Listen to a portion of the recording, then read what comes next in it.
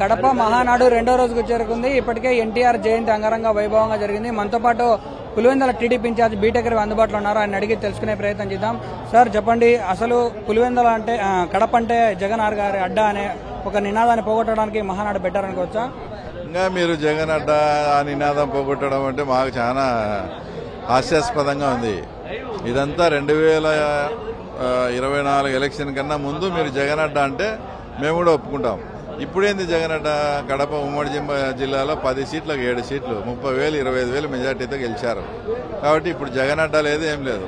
పులివెందుల ఒక్కటి జగన్ అడ్డా అంటే ఏమన్నా ఓకే, అతను గెలిచినాడు కాబట్టి మేము ఒప్పుకోవాల్సిందే. కడప జిల్లా అనేది ఫస్ట్ పాయింట్ జగన్ అడ్డా కాదు, ఇది చంద్రబాబు నాయుడు గారు అడ్డా, ఇది కడప జిల్లా కార్యకర్తల అడ్డా. కాబట్టి ఈ పార్లమెంటులో 7 స్థానాలకు గాను 5 స్థానాలు టీడీపీ గెలిచింది. అంటే కూటమి తరపున ఒక 2 స్థానాలు మాత్రం కోల్పోయారు, ఇటు బద్వేలు ఇటు పులివెందుల. ఈ 2 ప్రాంతాలపై మహానాడు తర్వాత స్పెషల్ ఫోకస్ ఏమైనా పెట్టబోతున్నారు? మహానాడు తర్వాత ఏం కాదు, ముందు నుంచి యాక్షన్ ప్లాన్ తయారైంది. మార్చిలో మున్సిపాలిటీ ఎలక్షన్స్ కూడా రాబోతున్నాయి.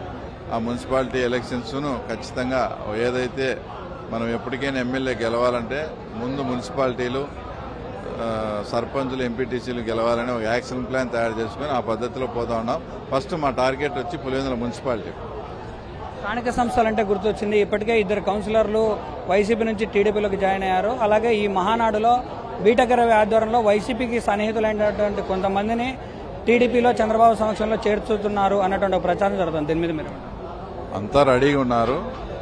ఇక్కడ ఏంటంటే ఇంతమంది జనంలో ఈ హడావుడిలో చేర్చడం కన్నా ఈ మహానాడు అయిపోయిన తర్వాత సపరేట్గా రమ్మని చంద్రబాబు నాయుడు గారి సమక్షంలోనే పార్టీలో చేరేదానికి అంతా సిద్ధమైంది.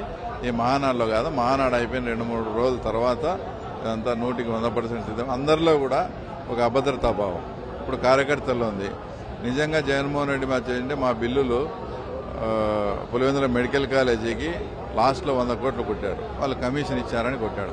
మా బిల్లులు ఆపడం ఏంటంటే ఇతను మమ్మల్ని వాడుకొని మమ్మల్ని వదిలేసి ఇబ్బంది పెడుతున్నాడు. కాబట్టి ఇలాంటి అతని దగ్గర పనిచేయడం వద్దని ఖచ్చితంగా అందరూ కూడా తెలుగుదేశం పార్టీ వైపు ఉన్నారు.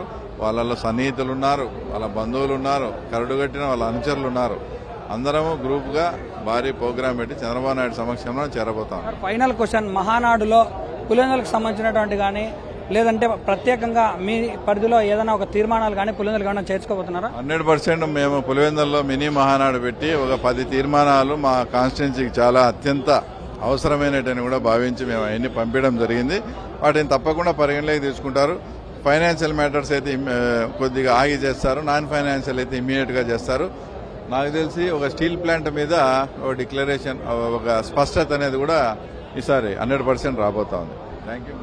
ఓకే, మొత్తానికి మహానాడు 3 రోజుల పాటు జరగబోయే కార్యక్రమంలో పులివెందులకు సంబంధించినటువంటి కొన్ని తీర్మానాలు ఆమోదించే అవకాశం ఉంది.